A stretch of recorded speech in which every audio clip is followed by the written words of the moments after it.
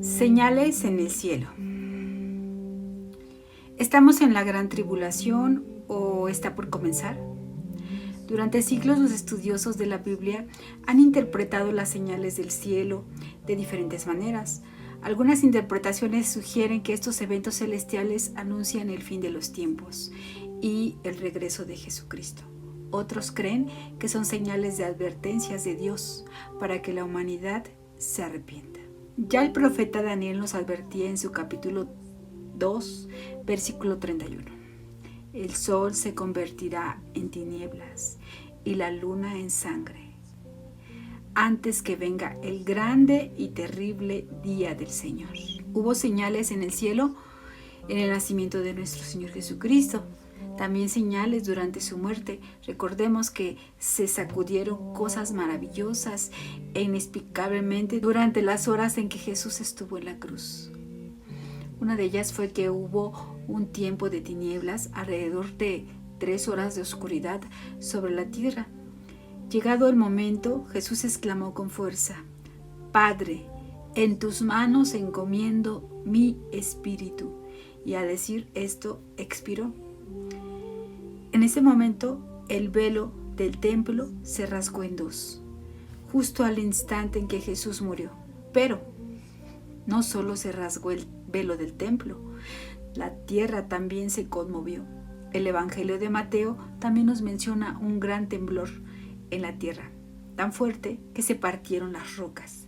Vemos una vez más que la naturaleza reaccionó con fuerza ante la crucifixión y muerte de nuestro Señor Jesucristo. Esto lo podemos corroborar en Mateo número 27. Ya en nuestros tiempos ha habido innumerables señales. Hay muchas que han ocurrido durante apariciones de la Santísima Virgen María. Solo por mencionar algunas de ellas, como Fátima, Portugal, el 13 de octubre de 1917. La Virgen se apareció durante 6 meses a unos pastorcitos. Y en el último día, que fue el 13 de octubre, el sol hizo la danza porque se movió de un lado a otro, a lo que llamaron el milagro del sol, en el que se pudo ver el sol en movimiento, haciendo una especie de danza. El acontecimiento tuvo duración de alrededor 3 minutos y sucedió después de la aparición de la Virgen María a los 3 pastorcitos, a Jacinta, Francisco y Lucía. Ya señales más recientes en el siglo XXI las vemos, aunque hay un grupo que lo ve como mera coincidencia, otros como que claramente Dios nos quiere decir algo. ¿Será que Dios desea hablarnos a través de la naturaleza? Y bueno, vamos a ver algunos acontecimientos que ocurrieron ya en el siglo XXI que estamos. Corría el año del 2005. Tenemos al Papa Juan Pablo II, y él, después de hablar a miles de niños desde el balcón donde siempre daba la bendición, decidió lanzar 2 palomas. Estas palomas se fueron, pero de un momento a otro dieron un giro y regresaron y entraron a la ventana donde estaba el Papa con 2 niños que eran los que habían lanzado las palomas. Nuevamente el Papa, determinado a hacer volar las palomas, símbolo de la paz, las llevó nuevamente para que tomasen el vuelo con mucha alegría y sonrisas del Santo Padre. Pero las aves, luego de sobrevolar levemente la plaza de San Pedro, regresaron al estudio papal. Unos días después, el Papa murió. En el pontificado de Benedicto XVI, durante el día 25 de enero del 2010, en un saludo igualmente desde el lugar donde se dan las bendiciones en el balcón papal, ocurrió algo fuera de la común. Y es que mientras estaba acompañado por una pequeñita de algunos 10 años aproximadamente, y mientras el Papa estaba leyendo su saludo, esta niñita comenzó a comportarse de manera extraña y de momento abre la boca y comienza a sacar la lengua, que se puede ver de manera muy clara que pareciera que es una serpiente. ¿Será que este pontificado sería atacado por el maligno enemigo? ¿Será que ese maligno enemigo nos está dejando ver su presencia, tratando de decirnos que haría algo contra el pontificado de Benedicto XVI. Pues los acontecimientos no llegaron solamente allí. Vemos que después de algunos años de este evento, 11 de febrero de 2013 para ser exactos, el Papa Benedicto XVI renuncia a su papado. Y precisamente ese 11 de febrero a las 9:20 de la mañana, debido a una fuerte tormenta, cae un rayo justamente en la cúpula de San Pedro. Ante la mirada atónita de todos los medios de comunicación del mundo y feligreses y católicos que se encontraban presentes, ¿será que Dios quería decirnos que estaba de acuerdo o que no estaba de acuerdo? Pero sigamos. El Papa Benedicto XVI se convierte en Papa emérito y el Papa Francisco es el nuevo Papa. Pero llegamos al 31 de diciembre del año 2022 a las 21:34 horas. El Papa emérito Benedicto XVI, Joseph Ratzinger, deja de existir. Casi para comenzar un año nuevo. Sería una señal del cielo, en el que Dios revela que termina un tiempo y comienza otro. Nada de este mundo pasa sin que Dios lo permita y que algo nos quiere decir. Pero bueno, comenzamos el 2023 y todas esas señales del cielo y de la tierra vuelven a verse ahora más, con mucho más energía. La madrugada del 6 de febrero, 2 terremotos con una magnitud de 7.8 y 7.5 grados en la escala de Richter azotan el sureste de Turquía y parte de Siria. Es la catástrofe natural más costosa de este año. Otro segundo terremoto inesperado en Marruecos el día 8 y el 9 de septiembre, magnitud 7 grados. Sacudieron la región de Al-Haus, cerca de Marrakech. Se trata del más devastador de los últimos 100 años para ese país. El miércoles 25 de octubre del 2023, el huracán Otis de categoría 5 tocó las playas de Acapulco, Guerrero, en México, con una gran destrucción, dejando a este lugar paradisíaco como zona de guerra. Un verano del 2023 de incendios en el Mediterráneo que se prolongaron hasta diciembre en España. Un total de 87 incendios forestales con un total también de 66.064 hectáreas devastadas totalmente por el incendio. El incendio más devastador fue el producido en Arafo, Tenerife, que afectó 14.700 hectáreas. En Grecia la escena fue igual de terrible. El fuego afectó Corfú, Egio, Evia, Gilki y la emblemática isla de Rodas. Hubo alrededor de 50 muertos y más de 170 heridos. Al otro lado del mundo, en Maui, Hawái, los incendios se propagaron velozmente, destruyendo la ciudad de La Haina, dejando alrededor de 110 víctimas. Canadá también sufrió los estragos de los incendios. En esa temporada, que se tiene registro en muchísimos años, el incendio fue tal que afectó a varias ciudades de Estados Unidos con el humo. Y a manera de vía satelital se pudieron ver las imágenes del humo desde Canadá, atravesando todo el océano hasta la península ibérica. La sequía ocasionó también muchísimas afectaciones, sobre todo a Panamá.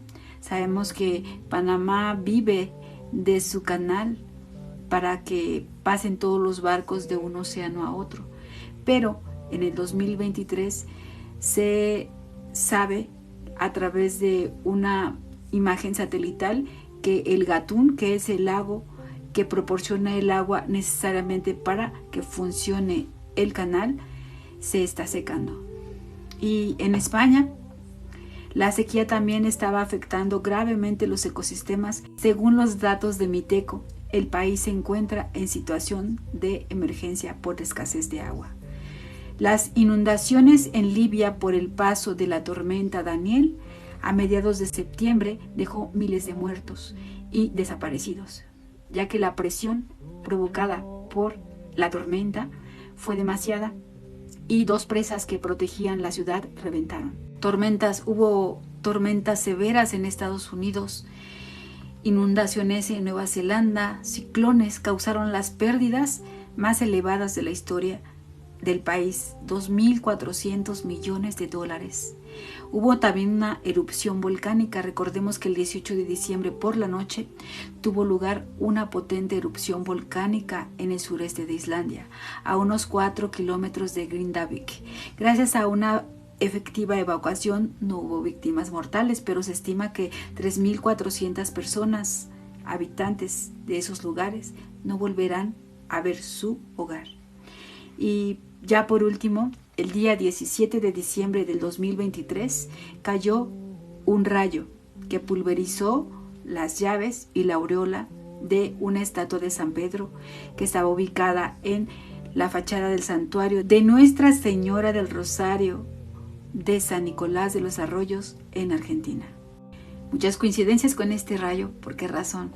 La primera de ellas, porque cayó en las llaves y en la aureola de la estatua de San Pedro. Habiendo muchísimas otras, solo cayó allí y lo único que fue es quitarle las llaves a San Pedro y la aureola. Y fue justamente en el día del cumpleaños del Papa Francisco. La tercera coincidencia es que justo fue en una iglesia dedicada a la Virgen, donde hubo apariciones de ella. Y para cerrar con broche de oro, ocurrió en el país natal del Papa Francisco. ¿Fue mera casualidad o sería una señal del cielo? Dios desea decirnos o advertirnos algo. Sabemos que en esta tierra no pasa nada sin su autorización. Otro hecho muy importante es que ocurrió tan solo un día antes de que se publicara Fiducia Supplicans, que sabemos que ha traído infinidad de controversia dentro de la iglesia y fuera de la iglesia, porque en este documento se da luz verde para bendecir a las parejas homosexuales o a las parejas que se encuentran en pecado. Bendecir el pecado no es bueno. Tal vez Dios nos estaba advirtiendo algo, pero vamos a tratar de explicar este último hecho que me parece bastante importante. Vamos a irnos en el tiempo hasta 1983. La Virgen se aparece a una vidente llamada Gladys Quiroga. Estas apariciones ocurrieron durante varios años, desde 1983 hasta aproximadamente 1990. Estas apariciones sí fueron aprobadas por el obispo local y son las únicas apariciones de la Virgen aprobadas en Argentina. A través de esta vidente fueron entregados más de 1.800 mensajes. Entre los mensajes de la Santísima Virgen es que nos alertó que una gran oscuridad cierne a la humanidad, que el príncipe del mal derrama su veneno con todas sus fuerzas, porque ve que su reinado se termina, su fin está cerca, le queda poco. Y por eso la humanidad pende de un hilo en esos momentos. Si el hilo se rompe, muchos serán los que no alcancen la salvación. Hay una advertencia de Dios. 2/3 del mundo pueden estar perdidos y la otra parte debe orar y reparar para que el Señor se apiade. Los que se queden en el Señor no tienen nada que temer, pero los que lo nieguen se condenarán. Pero hay una profecía más específica con otro vidente en Brasil. El nombre de este vidente es Edson Glauber. Él tuvo apariciones de la Santísima Virgen entre 1994 y el 2021. En la aparición del 27 de junio del 2015, la Virgen dio una visión a Edson. Esta fue así. La voy a leer tal cual. Durante la visión, la Virgen apareció con el niño Jesús en brazos. En su mano derecha tenía un rosario que brillaba mucho. A su lado derecho estaba San Pedro con un libro y unas llaves. Al lado izquierdo, San Pablo con un libro y una espada. Debajo de ellos estaba el globo terráqueo que representaba al mundo entero. Durante la aparición, el niño Jesús pidió a San Pedro que le devolviera las llaves y él obedeció. Recordemos que las llaves son el símbolo del poder otorgado por parte de Jesucristo a San Pedro. Después de devolverle las llaves, San Pedro se arrodilló con la cabeza inclinada en oración. Y el lugar donde se encontraba se oscureció. Solo permaneció claro el lugar donde se encontraba la Virgen y San Pablo. En este momento, el globo terráqueo fue rodeado por una corona de espinas y dice Edson que comprendió que son tiempos difíciles para la iglesia y el mundo, de pruebas y tinieblas espirituales y confusión. Y entonces la Virgen, como madre de la iglesia que quiere la salvación de todos, bajó la mano derecha hacia el globo terráqueo y su rosario lentamente comenzó a dar vueltas al globo terráqueo. Edson comprendió que ella estaba haciendo rezar a cada uno de sus hijos, de todo el mundo que creen en sus apariciones, para interceder por la iglesia y por la humanidad. El rosario irradiaba luz cada vez más fuerte y la corona de espinas fue repelida del globo, dejándola destruida. Solo quedó el rosario, como signo de victoria sobre el mal en los tiempos difíciles. Fue entonces cuando la Virgen miró a San Pablo y éste comprendió que también debía arrodillarse y rezar con San Pedro, por lo que la luz volvió también a San Pedro. La Virgen, mirando a su hijo, rezaba por la iglesia y por el mundo. Y el niño Jesús, al ver que el mundo se ponía a rezar, accedió a la petición de su Santísima Madre de devolver las llaves a San Pedro. Pero el niño puso las llaves en las manos de la Virgen María, que como madre de la iglesia las puso ella misma en las manos de San Pedro. Ella y el niño Jesús dieron su bendición y la visión terminó. El rayo que quitó de las manos las llaves a la imagen de San Pedro en San Nicolás el 17 de diciembre parece haber sido la dramatización de esta profecía. Jesús le pidió la devolución de las llaves a San Pedro en la visión, lo que significa una crítica del Señor al manejo de la iglesia. Y parece que Dios desea tomar las riendas de su iglesia. Tiene ya muchísimos años que la iglesia y la antiiglesia se debaten. La lucha del evangelio y el antievangelio. Ya el Papa Pablo VI dijo: por una fisura ha entrado el humo de Satanás en el templo de Dios.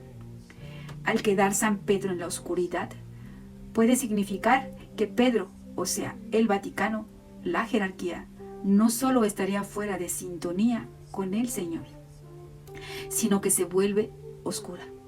La oscuridad que provoca el humo de Satanás, la influencia del maligno dentro de la iglesia. Aunque San Pedro sigue arrodillado a pesar de la oscuridad, y a esto podemos entender que a pesar de estos ataques nuestra iglesia sigue orante.